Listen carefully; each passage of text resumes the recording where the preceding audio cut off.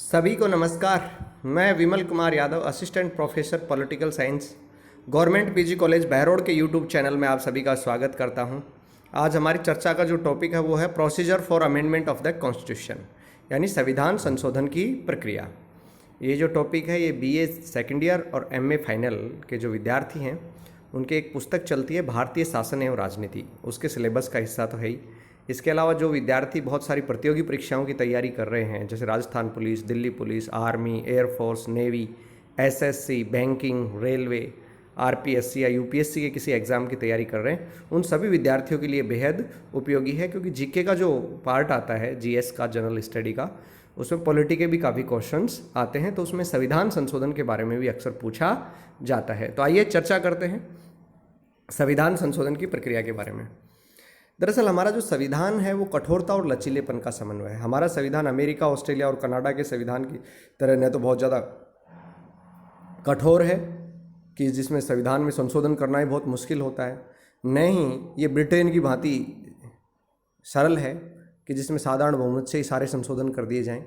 तो कहने का मेरा मतलब ये है कि हमने बीच का मार्ग अपनाया है। हमारी जो संविधान संशोधन प्रक्रिया है ये दक्षिण अफ्रीका से ली गई है, क्योंकि संविधान निर्माता इस बात से परिचित थे कि संविधान एक जड़ वस्तु नहीं है, बल्कि बदलती हुई परिस्थितियों के अनुसार संविधान में संशोधन की आवश्यकता होती है। बदलते वक्त के अनुसार ढलने के लिए संविधान को बदलना पड़ता है। तो ये सारी चीज़ें उनके दिमाग में थी, तो इसलिए उन्होंने जो है मध्य मार्ग का अनुसरण किया। कठोरता और लचीलेपन का समन्वय हमारे संविधान संशोधन प्रक्रिया में उनके द्वारा किया गया है। संविधान का जो भाग 20 है और अनुच्छेद 368 है वो संविधान संशोधन प्रक्रिया से संबंधित है। भारत में संविधान संशोधन की शक्ति संसद को दी गई है, लेकिन राज्यों की संघात्मक व्यवस्था पर प्रतिकूल प्रभाव डालने वाले जो उपबंध हैं उनके संबंध में राज्य के विधानमंडलों को भी संविधान संशोधन में जो है अधिकार दिया गया है। संसद प्रस्तावना और मूल अधिकारों सहित संविधान के किसी भाग में संशोधन कर सकती है, लेकिन संविधान के मूल ढांचे का उल्लंघन नहीं कर सकती। ये मूल ढांचे की जो अवधारणा है वो 24 अप्रैल 1973 को केशवानंद भारती बनाम केरल राज्यवाद में आई थी। संविधान संशोधन में 3 प्रकार से किया जाता है: साधारण बहुमत से संशोधन, विशेष बहुमत से संशोधन, विशेष बहुमत तथा आधे राज्यों के विधानमंडलों के द्वारा समर्थन से संशोधन। साधारण बहुमत द्वारा जो संशोधन है, दरअसल अनुच्छेद 368 में जो संशोधन प्रक्रिया है ये उसका नहीं है। साधारण बहुमत से जो संशोधन होते हैं वो जिस अनुच्छेद में जो उपबंध किया गया है उसी संशोधन में, उसी अनुच्छेद में संविधान संशोधन की उस प्रक्रिया का वर्णन किया गया है। साधारण बहुमत से संशोधन का मतलब क्या होता है? साधारण बहुमत से संशोधन का मतलब ये होता है कि संसद के उपस्थित और मतदान करने वाले सदस्यों के आधे से अधिक, यानी संसद के कुल सदस्यों के आधे से अधिक होना आवश्यक नहीं है, बल्कि जो सदस्य उपस्थित हैं और मतदान में भाग ले रहे हैं उनका आधे से अधिक। इसमें 368 का मैंने बताया कि 368 वाली प्रक्रिया इसमें शामिल नहीं है।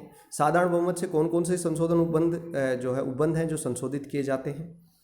जैसे संघ का नए राज्यों में प्रवेश नए राज्यों को संघ में लिखा गया है कि नए राज्यों को संघ में प्रवेश दिया जा सकता है। जैसे सिक्किम था, सिक्किम भारत का संरक्षित था और उसे फिर इसे प्रवेश दिया गया। नए राज्यों का निर्माण और वर्तमान राज्यों के नाम, क्षेत्र और सीमाओं में परिवर्तन, यह अनुच्छेद 3 में है, ये साधारण बहुमत से संशोधन कर सकती है। अनुच्छेद 11 में नागरिकता से संबंधित जो प्रावधान है उसको साधारण बहुमत से संशोधित किया जा सकता है। किसी राज्य में विधान परिषद का सर्जन करना हो या समाप्त करना हो तो अनुच्छेद 169 के तहत संसद ऐसा कर सकती है साधारण बहुमत से। संघ राज्य क्षेत्रों के लिए, मान लो जो केंद्र शासित प्रदेश हैं उनके लिए विधानमंडल का गठन करना है या मंत्रिपरिषद का संसद करना है तो अनुच्छेद 239 के तहत संसद साधारण बहुमत से कर सकती है।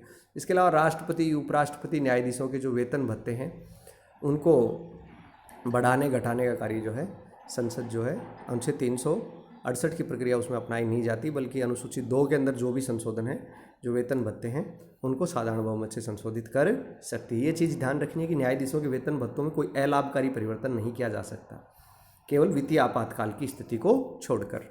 प्रथम, 5वीं, 6वीं और 8वीं अनुसूची के अंदर जो परिवर्तन है वो साधारण बहुमत से किए जाते हैं। तो ये साधारण बहुमत से संशोधन की हमने बात की। साधारण बहुमत से जो भी संशोधन होते हैं तो जो उपबंध है उस उपबंध के अंदर ही अनुच्छेद दे दिया गया जाता है कि संसद इस कार्य को साधारण बहुमत से कर सकती है। दूसरे होते हैं विशेष बहुमत द्वारा संशोधन। अनुच्छेद 368 में दो प्रकार की प्रक्रियाएं दी गई हैं, एक विशेष बहुमत द्वारा संशोधन, दूसरा विशेष बहुमत प्लस आधे राज्यों के विधानमंडल के समर्थन से किए जाने वाले संशोधन। तो अनुच्छेद 368 में दो प्रक्रियाएं हैं। 368 फर्स्ट में विशेष बहुमत से संविधान संशोधन की प्रक्रिया दी गई है। विशेष बहुमत से क्या मतलब है कि सदन की कुल सदस्य संख्या के कम से कम आधे से अधिक तथा उपस्थित और मतदान करने वाले सदस्यों का 2/3 बहुमत। ये संसद के संविधान के ऐसे उपबंध हैं जिन्हें साधारण बहुमत के द्वारा संशोधित नहीं किया जा सकता,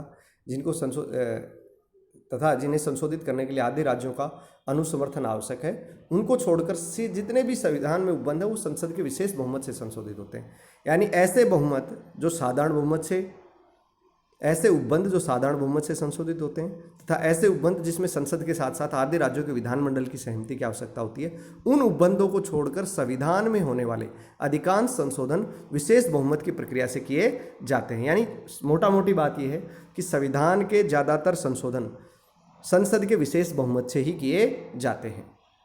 विशेष बहुमत और राज्यों के अनुसमर्थन द्वारा संशोधन, संसद का विशेष बहुमत तो होना ही चाहिए, इसके अलावा आधे राज्यों के विधानमंडलों द्वारा साधारण बहुमत से प्रस्ताव पारित होना चाहिए। तो ऐसे संशोधन कौन कौन से हैं? ऐसे संशोधनों की श्रेणी में वो आते हैं जो देश के संघात्मक ढांचे पर प्रतिकूल प्रभाव डालते हैं। इसके अंदर क्या जरूरत होती है कि संसद का विशेष बहुमत का मतलब है कि संसद की कुल सदस्य संख्या के आधे से अधिक तथा उपस्थित और मतदान करने वाले के 2/3 बहुमत तथा आधे राज्यों के विधानमंडल से समर्थन चाहिए। तो आधे राज्यों के जो विधानमंडल हैं, जैसे इस समय देश में 28 राज्य हैं, तो 15 राज्यों के विधानमंडलों द्वारा साधारण बहुमत से वह प्रस्ताव पारित, उस विधेयक को पारित होना चाहिए। विधानमंडलों में विधानसभा और विधान परिषद दोनों शामिल है, ये चीज़ आपको ध्यान रखनी है।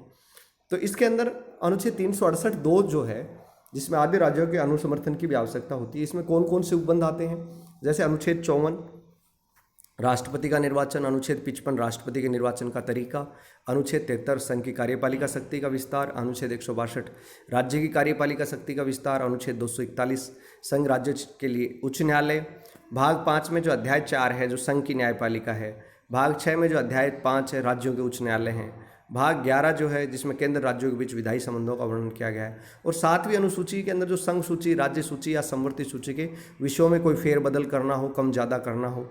इसके अलावा संसद में जो राज्यों का जो प्रतिनिधित्व है, राज्यों का जो संसद में हिस्सा है, राज्यों को जो सीटें अलॉट की गई हैं लोकसभा के अंदर, राज्यसभा में, उसमें कोई फेरबदल करना हो, यानी अनुसूची 4 में कोई बदलाव करना हो, या अनुच्छेद 368 में जो संविधान संशोधन की प्रक्रिया है उसको बदलना हो, तो इन सब में संसद के विशेष बहुमत के साथ साथ आधे राज्यों के विधानमंडलों का साधारण बहुमत से अनुसमर्थन आवश्यक है। यानी संविधान में जो ज़्यादातर संशोधन होते हैं वो संसद के विशेष बहुमत से ही होते हैं। संघात्मक ढांचे पर प्रतिकूल प्रभाव डालने वाले जो उपबंध हैं उसमें आधे राज्यों के विधानमंडल की आवश्यकता होती है। अब आती है संशोधन की प्रक्रिया। ये चीज़ आपको ध्यान रखनी कि संविधान संशोधन विधेयक किसी भी सदन में पेश किया जा सकता है, लोकसभा या राज्यसभा किसी में पेश किया जा सकता है। संविधान संशोधन विधेयक को पेश करने से पहले राष्ट्रपति की पूर्व अनुमति की आवश्यकता नहीं है। संसद के दोनों सदन यदि विशेष बहुमत से उसे पारित कर देते हैं, यानी कुल सदस्य संख्या के आधे से अधिक तथा उपस्थित मतदान करने वालों के 2/3 बहुमत से उसे पारित कर देते हैं, तो राष्ट्रपति की स्वीकृति के लिए भेजा जाता है। 24वें संविधान संशोधन 1971, ये कई बार कॉम्पिटिशन में पूछा गया है, 24वें संविधान संशोधन 1971 के अनुसार राष्ट्रपति संविधान संशोधन पर अनुमति देने के लिए बाध्य है। यानी राष्ट्रपति संविधान संशोधन को अस्वीकार नहीं कर सकता है, न ही वह उसको पुनर्विचार के लिए लौटा सकता है। जब राष्ट्रपति की अनुमति मिल जाती है तो संविधान संशोधन विधेयक जो है संविधान संशोधन अधिनियम बन जाता है। एक चीज़ और आपको ध्यान रखनी है, अगर दोनों सदनों में मतभेद उत्पन्न हो जाए संविधान संशोधन विधेयक को लेकर, तो दोनों का संयुक्त अधिवेशन कभी भी नहीं बुलाया जाता है।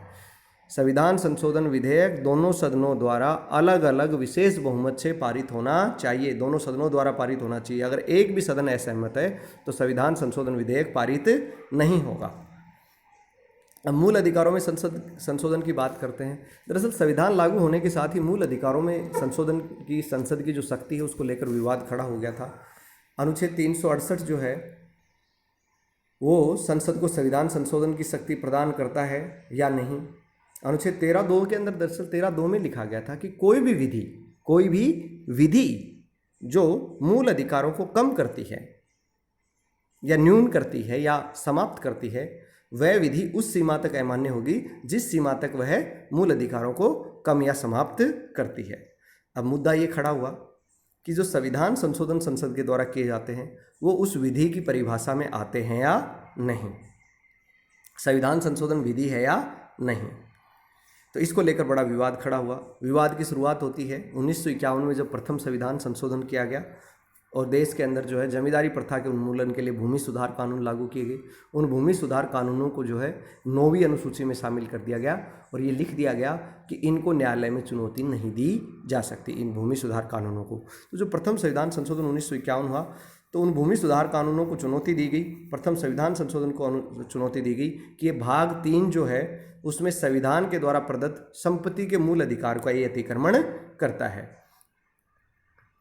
और ये वादियों का जो तर्क ये था कि संविधान संशोधन जो है वो अनुच्छेद 13(2) के अंदर जो विधि शब्द है उस विधि शब्द की परिभाषा में संविधान संशोधन भी आते हैं, यानी कोई ऐसी विधि जो मूल अधिकारों का अतिक्रमण करती हो उसको न्यायालय जो है अवैध ठहरा देगा। और ये संविधान संशोधन जो प्रथम संविधान संशोधन जो किया गया है ये संपत्ति के मूल अधिकार को कम करता है, तो अतः इसको न्यायालय अवैध ठहरा दे। लेकिन उच्चतम न्यायालय ने तर्क दिया कि अनुच्छेद 368 में जो के तहत जो संविधान संशोधन किया गया है मूल अधिकारों में वो संसद की शक्ति है और वो विधि शब्द के अंतर्गत नहीं आता, तो संविधान संशोधन विधि शब्द में शामिल नहीं है। इसके बाद सज्जन सिंह बनाम भारत संघवाद 1965 में भी सुप्रीम कोर्ट के सामने 17वें संविधान संशोधन 1964 को चुनौती दी गई। उसमें भी न्यायालय ने कहा कि संविधान संशोधन अनुच्छेद 13(2) में वर्णित विधि का हिस्सा नहीं है और संसद संविधान में मूल अधिकारों सहित संशोधन कर सकती है। इसके बाद गोलकनाथ बनाम पंजाब राज्य में मामले में ट्विस्ट आ गया। 11 न्यायाधीशों की पीठ बनी जिसमें मुख्य न्यायाधीश सुब्बा राव थे और उन्होंने 6-5 के बहुमत से शंकरी प्रसाद तथा सज्जन सिंह के फैसले को पलट दिया। उन्होंने कहा कि अनुच्छेद 368 केवल संविधान संशोधन प्रक्रिया का वर्णन करता है, संसद को संविधान संशोधन की शक्ति नहीं देता। संविधान संशोधन की शक्ति तो 245, 246 और 248 में निहित है। दूसरी बात उन्होंने कहा कि विधि शब्द की परिभाषा में साधारण कानून तो आते हैं, साधारण कानून के साथ साथ संविधान संशोधन भी विधि शब्द की परिभाषा में आते हैं। और अगर वो मूल अधिकारों का अतिक्रमण कोई संविधान संशोधन करता है या मूल अधिकारों को कम करता है तो सर्वोच्च न्यायालय उसे अवैध ठहरा सकता है। सुप्रीम कोर्ट ने यह भी कहा कि अगर मूल अधिकारों में संशोधन करना है तो संविधान सभा बुलाई जानी चाहिए। तो लेकिन इसमें बात ये थी कि गोलकनाथ बनाम पंजाब राज्य विवाद में जो सुप्रीम कोर्ट ने फैसला दिया उसने कहा कि हमारा ये जो निर्णय है वे भविष्य लक्ष्य साबित होगा, यानी संसद भविष्य में मूल अधिकारों में ऐसा संशोधन नहीं कर सकेगी जो मूल अधिकारों को न्यून करता हो। लेकिन जो पीछे जो संशोधन कर दिए गए हैं उन पर हमारा निर्णय लागू नहीं होगा। पीछे किए गए संविधान संशोधन चाहे वो पहला हो 17वां हो सब लागू रहेंगे। तो ये बड़ा विवादास्पद जो है मामला बन गया, उस समय टकराव का कारण बन गया केंद्र और न्यायालय के मध्य कि न्यायालय ने कह दिया कि संसद मूल अधिकारों में संशोधन ऐसा नहीं कर सकती जो मूल अधिकारों को कम करता हो या समाप्त करता हो। तो मामला टकराव की ओर चला गया। इसके बाद में केशवानंद भारती बनाम केरल राज्यवाद 24 अप्रैल 1973 को केशवानंद भारती बनाम केरल राज्यवाद आया। दरअसल उसमें जो 24वां संविधान संशोधन अधिनियम 1971 था उसमें अनुच्छेद 368 में खंड 1 और खंड 3 जोड़ दिए गए। अब 24वें संविधान संशोधन को जो चुनौती दी गई तो इसके अंदर मामला ये था कि संसद संविधान संशोधन की शक्ति जो रखती है उसकी सीमा क्या है। इसमें न्यायाधीश सीकरी के द्वारा निर्णय दिया गया। न्यायाधीश सीकरी ने ये दरअसल आज तक की सबसे बड़ी जो पीठ है सुप्रीम कोर्ट की वो केशवानंद भारती वाद में ही गठित की गई थी। मुख्य न्यायाधीश थे जस्टिस सीकरी। 13 न्यायाधीशों की पीठ थी। उस 13 न्यायाधीशों की पीठ ने ये फैसला दिया कि अनुच्छेद 13 में जो विधि शब्द है उसके अंदर संविधान संशोधन शामिल नहीं है। यानी गोलकनाथ बनाम पंजाब राज्य के फैसले को पलट दिया। यानी संसद संविधान में ऐसा संशोधन कर सकती है जो मूल अधिकारों को न्यून करता हो। दूसरी बात इसमें यह भी कहा गया कि अनुच्छेद 368 जो है वो संविधान संशोधन की प्रक्रिया तथा संविधान संशोधन की शक्ति दोनों का वर्णन करता है। यानी अनुच्छेद 368 संसद को संविधान संशोधन की शक्ति देता है। अनुच्छेद 7(6) फैसला जो है 7(6) के बहुमत से दिया गया। लेकिन इसमें जो खास बात कही गई केशवानंद भारतीवाद में कि संसद मूल अधिकारों सहित संविधान के किसी भी भाग में संशोधन कर सकती है, लेकिन कोई ऐसा कॉन्स्टिट्यूशनल अमेंडमेंट नहीं कर सकती है जो संविधान के मूल ढांचे को नष्ट करता हो। अभी संविधान का मूल ढांचा क्या है, इसका निर्णय सर्वोच्च न्यायालय करेगा। यानी सर्वोच्च न्यायालय ने मूल ढांचे का की अवधारणा देकर चाबी अपने पास रख ली कि संसद मूल अधिकारों सहित संविधान के किसी भी भाग में संशोधन कर सकती है, लेकिन ऐसा संशोधन नहीं कर सकती जो मूल ढांचे को नष्ट करता हो। और मूल ढांचा क्या है, ये कौन बताएगा, न्यायालय बताएगा।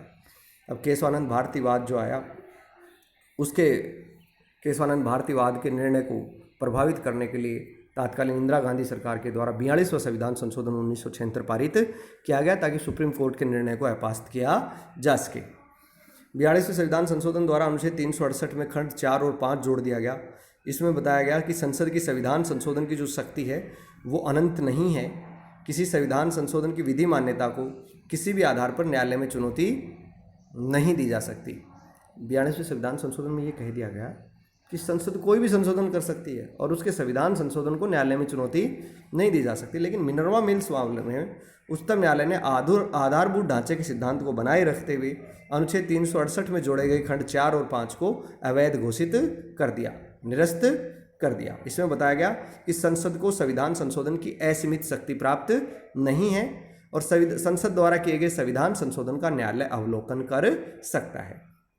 फिलहाल क्या स्थिति है कि संसद मूल अधिकारों सहित संविधान के किसी भी भाग में संशोधन कर सकती है, लेकिन न्यायालय उसकी समीक्षा कर सकता है। और यदि समीक्षा में यह पाया जाता है कि कोई संविधान संशोधन संविधान के मूलभूत ढांचे को नष्ट करता है तो न्यायालय उसे अवैध घोषित कर सकता है। मिनर्वा मिल्स वाद में यह भी कहा गया कि नीति निर्देशक तत्व और मूल अधिकार एक दूसरे के पूरक हैं तथा दोनों में संतुलन संविधान के आधारभूत ढांचे का अंग है। ये कई बार कंपटीशन में पूछा गया है बच्चों कि किस वाद में ये कहा गया कि मूल अधिकार और नीति निर्देशक एक दूसरे के पूरक हैं तथा दोनों में संतुलन संविधान के आधारभूत ढांचे का अंग है। ये आपको याद रखना है, मिनर्वा मिल्स वाद में कहा गया था। अब ये आधारभूत ढांचा क्या है, इसको तय कौन करेगा, मैंने बताया ये केशवानंद भारतीवाद में कई बार कंपटीशन में पूछा गया है कि मूल ढांचे की अवधारणा या आधारभूत ढांचे की अवधारणा कौन से वाद में दी गई थी। केशवानंद भारती बनाम केरल राज्यवाद 24 अप्रैल 1973 को दी गई थी। अब मूल ढांचे में कौन कौन से उपबंध आते हैं इसका फैसला न्यायालय करेगा और न्यायालय ने समय समय पर अपने फैसले देते हुए संविधान के मूल ढांचे में निम्न चीज़ों को शामिल किया है। यानी ये सारी जो बताई गई हैं चीज़ें ये मूल ढांचे का अंग है, जैसे संविधान की सर्वोच्चता, गणतंत्र, लोकतंत्र शासन प्रणाली, शक्तियों का पृथक्करण, भारत का धर्मनिरपेक्ष स्वरूप, संघात्मक शासन प्रणाली, राष्ट्र की एकता और अखंडता, कल्याणकारी राज्य की स्थापना, व्यक्ति की स्वतंत्रता और गरिमा, विधि का शासन, स्वतंत्र और निष्पक्ष चुनाव पर आधारित लोकतंत्र, न्यायिक पुनरावलोकन की स्वतंत्रता, शक्ति, मूल अधिकारों और नीति निर्देशक तत्वों में सामंजस्य, संसदीय शासन प्रणाली, संसद की संविधान संशोधन की सीमित शक्ति, संविधान की प्रस्तावना में निहित उद्देश्य, न्यायपालिका की स्वतंत्रता, अनुच्छेद 32, 136, 141 और 142 के अधीन उच्चतम न्यायालय की शक्ति, कुछ दशाओं में मूलाधिकार, ये सब जो है मूल ढांचे का अंग है। अब अनुच्छेद 368 में भी 3 बार संशोधन हो चुका है। 7वें संविधान संशोधन 1956, 24वें संविधान संशोधन 1971 और 42वें संविधान संशोधन 1976 के द्वारा अनुच्छेद 368 में 3 बार संशोधन किया जा चुका है। 7वें संविधान संशोधन तो इसलिए आवश्यक हो गया था कि ABCD श्रेणी के जो राज्य थे वो समाप्त कर दिए गए थे। तो अनुच्छेद 368(2) में जो शब्द था प्रथम अनुसूची का भाग क और भाग ब उसको विलोपित कर दिया गया, तो ये तो आवश्यक था। लेकिन 24वें संविधान संशोधन 1971 के द्वारा अनुच्छेद 368 में खंड 1 और खंड 3 जोड़े गए और खंड 2 को संशोधित किया गया था। इसमें जो उपखंड 1 जोड़ा गया उसमें यह प्रावधान किया गया कि संसद को अपनी विधायी शक्ति का प्रयोग करते हुए इस संविधान के किसी भी उपबंध में परिवर्तन, परिवर्धन या निरसन के रूप में संशोधन की शक्ति प्राप्त होगी। यानी संसद चाहे तो संविधान के किसी भी भाग को चेंज कर सकती है, निरस्त कर सकती है। गोलकनाथ मामले में दिए गए निर्णय को पलटने के लिए ये किया गया था। अनुच्छेद 3 में यह बताया गया था कि अनुच्छेद 13 की कोई बात इस अनुच्छेद के तहत किए गए संविधान संशोधनों पर लागू नहीं होगी। यानी संसद जो संविधान संशोधन कर देती है उसको अनुच्छेद 13 के आधार पर चुनौती नहीं दी जा सकती। 24वें संविधान संशोधन 1971 में खंड 2 में ये व्यवस्था की गई कि संसद के द्वारा कोई भी विधेयक पारित किया जाएगा, राष्ट्रपति को उस पर अनुमति देनी होगी। राष्ट्रपति ने तो पुनर्विचार के लिए लौटा सकेगा और न जो है उसको अस्वीकृत कर सकेगा। ये अनुच्छेद 368 का जो उपखंड 2 है ये अभी भी लागू है 24वें संविधान संशोधन का। 42वें संविधान संशोधन 1976 के द्वारा 368 में खंड 4 और 5 भी जोड़ दिए गए, जिसमें केशवानंद भारती के जो मामला जो था उसको पलटने का प्रयास किया गया। इसमें संसद को संविधान संशोधन की असीमित शक्ति दे दी गई, यानी संसद संविधान संशोधन जितना चाहे उतना कर सकती है और इनको न्यायालय में चुनौती नहीं दी जा सकेगी। लेकिन मिनर्वा मिल्स बनाम भारत संघवाद 1980 के अंदर ये जो 368 का खंड 4 और 5 जो था उसको अवैध घोषित कर दिया गया। अब अपने आज बात की इस वीडियो में संविधान संशोधन की प्रक्रिया, शक्ति, इन सब के बारे में। अब आपका असाइनमेंट है कि आप संविधान संशोधन की प्रक्रिया का उल्लेख करेंगे और उसे मेरे कॉलेज व्यक्तिगत नंबर पर भेज सकते हैं, व्हाट्सएप के कॉलेज के व्हाट्सएप ग्रुप में भेज सकते हैं। कोई समस्या हो तो आप यूट्यूब के कमेंट बॉक्स में लिख सकते हैं या व्यक्तिगत रूप से मेरे व्हाट्सएप नंबर पर भी समस्या लिख सकते हैं और कॉलेज का व्हाट्सएप ग्रुप है उसमें भी आप डिस्कस कर सकते हैं। उम्मीद है वीडियो आपको पसंद आएगा। अगर पसंद आए तो इसे लाइक करें, शेयर करें, सब्सक्राइब करें ताकि कोरोना महामारी के इस काल में अधिक से अधिक विद्यार्थियों को इसका लाभ मिल सके। आप सभी का बहुत बहुत धन्यवाद, बहुत बहुत आभार।